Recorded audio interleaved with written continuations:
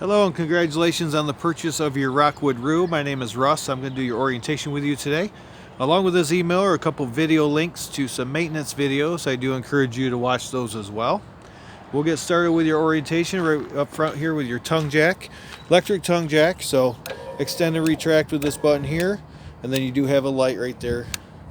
If this were to fail for any reason, this little rubber cap here comes off, and there's a tool inside the compartment you can manually crank this up or down with. You do have two 20-pound propane tanks. Your regulators right here, this little notch is pointing towards the tank that you're using. So if this tank were to go empty, just give that a turn, open your valve. You can use this tank while you fill this one. Batteries there. Right now I believe you have one battery unless you requested a second. Otherwise you can add a second if you did not get that second battery. If you do a lot of full hookup camping, you really don't need a second battery. Do a lot of rustic camping, might be something to consider. Light right here, there's a switch at the bottom for it. Alright, you have stabilizer jacks on all four corners. Those jacks are used just for stabilizing, not for leveling. So be sure to get the camper level first and then put those stabilizers down. If you're not sure how to level, you're going to use your tires. So whichever side's lower, you're going to put blocks under that side on your tires. And then you're going to use your tongue jack to level the other way. Nice storage compartment here. It does have a magnet holding your door up, nice feature. You have a low point drain, fresh water drain right down here. So that white handle there, that's how you're going to empty your freshwater tank.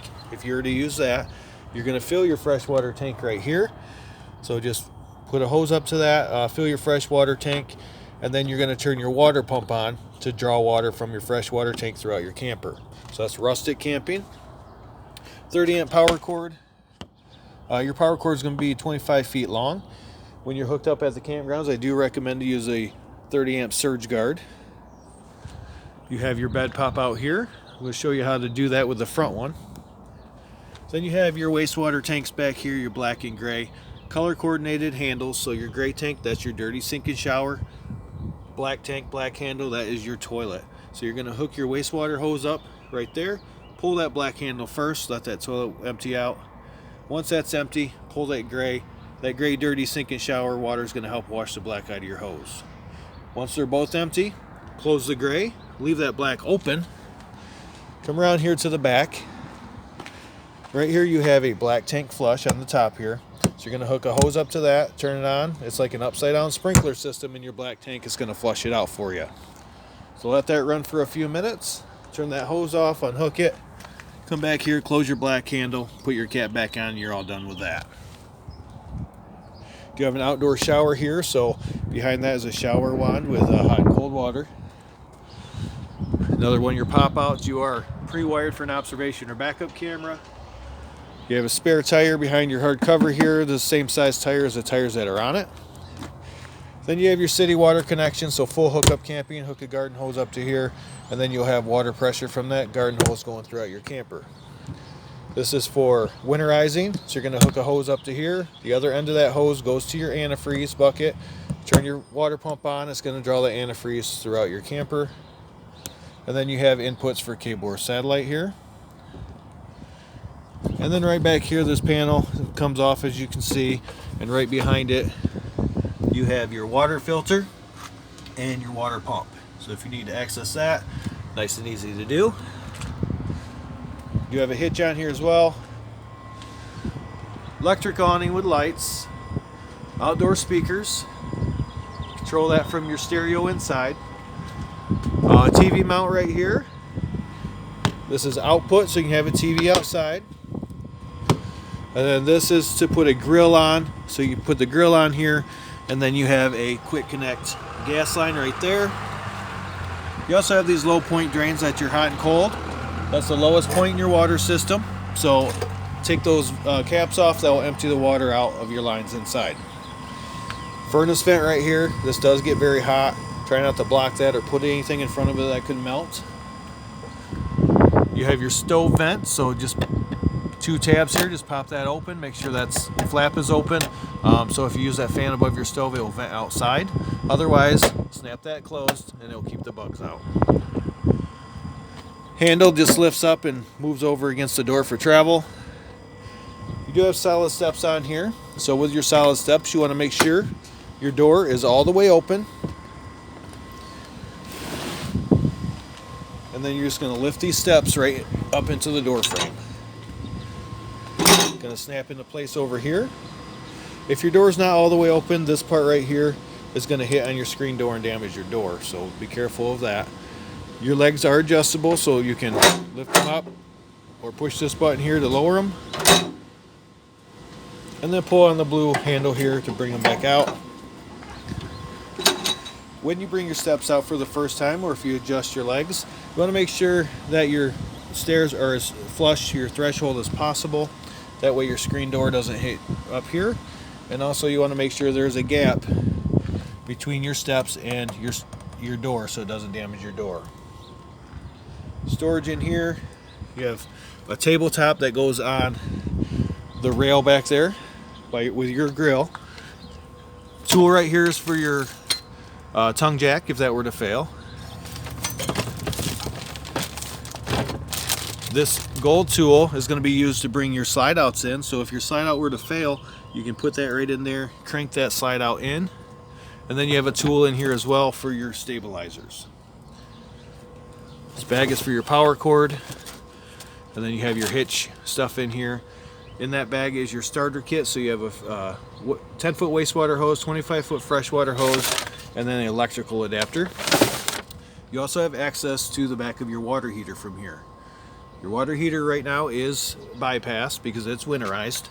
So when you want to use this for the first time, you're going to hook a hose up to your city water connection, turn it on, go through the camper anywhere that runs water. So your toilet, showers, outside shower, sinks, run water one at a time until all the antifreeze is out. Once all the antifreeze is out, you're going to put your plug in. That's what this is here. Put your plug in right down here, tighten that up, and then get to the back of your water heater where there are two valves on the back. You're going to turn them a quarter of a turn. That's the only way they'll turn, and it's going to unbypass your water heater. You will actually hear your water heater start to fill with water. But you want to get that antifreeze out before you turn those valves. That way you don't get antifreeze in your water heater itself. So your water heater is gas or electric. You have a metal tank, so instead of your tank corroding, you have this anode rod. This anode rod is going to corrode instead, so every 2 or 3 years you have to replace this. But that is your plug, like I said. Just tighten that up right in there. Once your water heater is full, you can turn it on. You want to make sure it's full first. You can do that by pulling on this relief valve. If water comes out, you know that it's full. You can also turn the hot side on any sink. As long as hot water comes out, you know it's full, because you will get a lot of air at first. So there'll be some spittering and sputtering, and then solid stream of water. You have a switch out here, so you need to turn that switch on once your water heater's full. And then there's a switch that says gas, a switch that says electric on your control panel inside the coach. You have to have that switch on out here and your electric switch on for the electric to work. So there's 2 switches for the electric, 1 for the gas. You need to empty your water heater. Just take the anode rod out. It's going to empty right from here. It's all electronic ignite, so you don't have to light any pilot lights. All you have to do is make sure it's full and flip your switches. You're solar ready. So if you have a portable solar panel, plug it in here. It will trickle charge your battery. All right, and then to move your bed down, these do lock. You're just going to pull on the handles and then pull this bed out.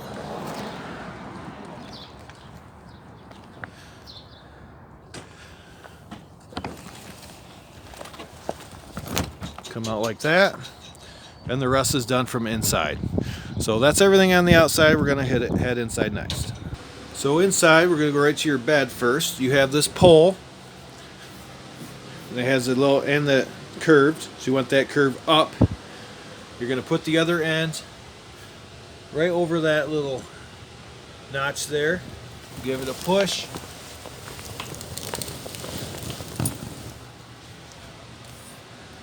So you're pushing that out, and then you're going to hook it right up to one of these.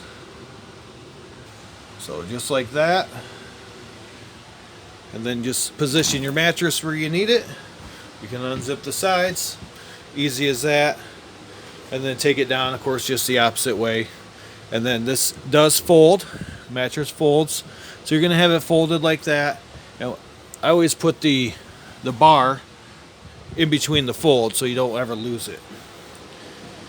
There's your griddle right there and the stand for it. So this is going to go on that ledge outside, and then the griddle is going to go on top of it. This is a bed if you want it to be, so just bring the support out so it just lifts up like that,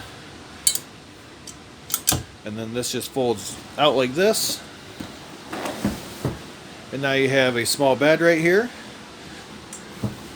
Otherwise you have your couch. So nice and easy to do. You have your access to the outside compartment here as well. Fire extinguisher, USB charging port over here, and then this is your inverter. So you're going to be able to run your refrigerator off your 12 volt. You just have to make sure that's on like it is right now. So if I were to unplug, the refrigerator would stay running off that inverter, so running off your battery. So as you're traveling down the road, your battery's charging through your 7-way plug, and then your refrigerator's staying on and keeping everything cold. Below your refrigerator is your fuses and breakers. So regular car style fuses. If a fuse were to go out, an LED light will light up next to the bad fuse so you can quickly identify it, but they are all labeled as well. The vents you see along the floor are for your furnace. The vents in the ceiling are for your air conditioner. You do have a fan up here, so you just have to crank it open. Just give this a twist, lifts that lid, and then you have 4 fan speeds right here you can change or turn the fan off. This does have a max air cover on it, so if it's raining, it will not rain inside here. And if you forget to put this down before you travel, you don't have to worry about it, because that cover is going to protect the lid on here so the wind won't hit it. Because if without that cover, if that lid's up, the wind's going to catch it and probably rip it right off. But you don't have to worry about that with that one. It's nice. You do have speakers in the ceiling. And then over here right by the door you have your control panel. So on your control panel, you can see how full your tanks are in your battery. Battery is fully charged, fresh, black, and gray tanks are empty. So as these tanks fill, these lights will light up. Your water heater, so this is for the electric, so make sure that switch is on outside as well. And then this is for the gas. Water pump, so if you use your freshwater tank, turn that on. And then you have a tank heater on your freshwater tank, so if you're late season camping, you're afraid your tank might freeze, just turn that on. It's like a heating pad on that tank. You have your slide out control here, so just hold the button down. That will move your slide in and out. And you hear that noise, you know it's all the way out. Same thing with your awning, extend and retract. So just hold it down till your awning's all the way out, then let go of the button, and then retract. It will come back towards the camper. Once it reaches the camper, it's good to go. You don't have to strap anything down. And then over here, these are lights, and this is for your Wi-Fi booster. So if you have Wi-Fi in the park, weak signal, just turn that on, and that'll make that signal stronger. You can also get an app for your phone. Just scan this, and then you can control your awning, slide outs, and lights from your phone. So that is your control panel. You have remotes here for your TV and your stereo. Spot for knives behind your stovetop here. Extra counter space here, otherwise flip this up. You have a backsplash now, and you can light your stovetop. So just put it on the high position and turn your igniter. You're going to turn this however many times it takes to light it up. This turns to the right only. Do not turn that to the left, you will break it. But it's like lighting a grill. Just give it a turn, it lights it up. Now your oven, you're going to put it on the flame. Push this button in while you're turning the igniter. That releases the gas. So once your pilot light lights up, let go of that. If this pilot light stays lit, then you put it on your temperature. If it goes out, you just have to repeat that step until it stays lit. You have a little light switch here, so you have white lights there. If you push down on it, it gives you an oven light as well. Be sure to put this down before you travel. This is glass, this will break. It stays nice and secure here. You have your fan, so make sure that outside you open that up so it can vent outside. You have a light on here as well. Standard turntable microwave. You have your sink covers. Move that out of the way. Sink covers here. Keys are on your sink. That's where they'll be when you pick up. Your furnace is right down below there. You can hear it running. That's the intake. Push button lights throughout, so push right in the center of it. There's a button. Over here you can have a TV that is an output. You can put a TV on the wall right here if you want to. All these beds, they work the same as that front one. Then back here you have solar. So this will tell you what your battery's running. This will give you some information. So right here, it's a cloudy day right now so far, so we're not really charging anything. So you can go through here, decide what kind of battery you want to use.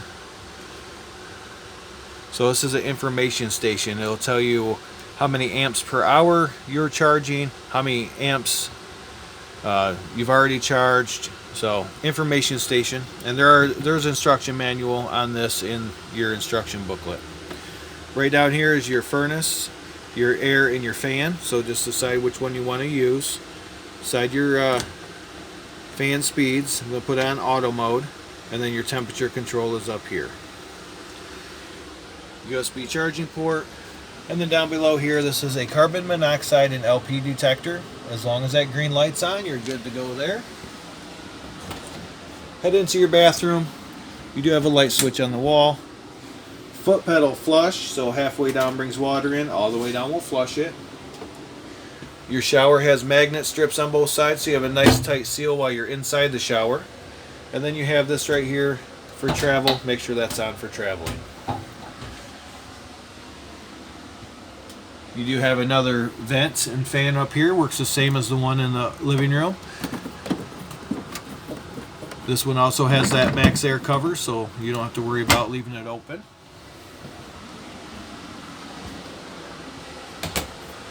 And your air conditioner, you can dump the air down by opening these up. It dumps the air down in this area. Otherwise, you close this up and you have more pressure through those vents. There's filters in here you can take out, clean, and reuse. And then your TV over here. TV does pull out. Let's see if I can get it out with one hand. Pause it real quick. So I got the TV out. It does take two hands. This right here is what latches into place. It's going to latch right down here at the bottom here. So they latch together to keep it secured while traveling. And then that green light right there, that is your antenna booster. So you do need to have that on for your antenna to work if you want local channels. If you're connected with cable or satellite, there's a button right here. You can turn that off. It needs to be on for local channels, off for cable or satellite. And above it is your stereo. This is a CD player, DVD player. It is Bluetooth. Find the station here.